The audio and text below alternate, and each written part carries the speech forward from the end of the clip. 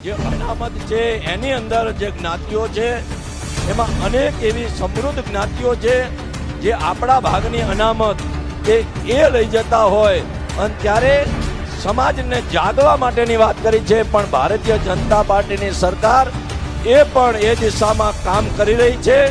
અત્યારે વસ્તી ગણતરી 2011ની વસ્તી ગણતરી એ ચાલી રહી છે, વસ્તી ગણતરી થઈ રહી છે અને વસ્તી ગણતરી થાય એની અંદર જાતિવાર વસ્તી થાય અને એની અંદર શેડ્યુલ કાસ્ટ અને આ ઓબીસી સમાજ એને જાતિ આધારિત જેટલી જેની વસ્તી એટલો જેનો હિસ્સો એ પ્રકારની અનામત મળે એ દિશામાં સરકાર પણ એ કામ કરી રહી છે। પીકે પરમારે આજે રાહુલ ગાંધીની વાતને કે વિચારને સમર્થન કર્યું છે। આવતીકાલે કોંગ્રેસને સમર્થન કરશે, શક્ય બનશે તો કદાચ કોંગ્રેસનો ખેસ પહેરે તો એમને કશો વાંધો નથી।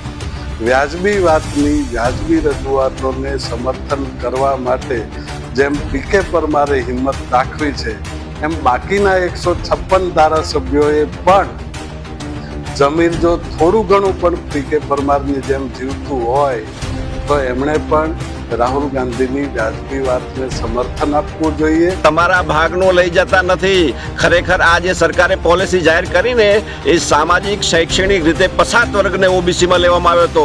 એમાં એ નાડોદા રાજપૂત સમાજ હોય, કારડિયા રાજપૂત સમાજ હોય, ભાથી હોય, ગુર્જર હોય યા ચૌધરી સમાજ હોય, આ કોઈ અણહકનું લેવામાં રાજી નથી।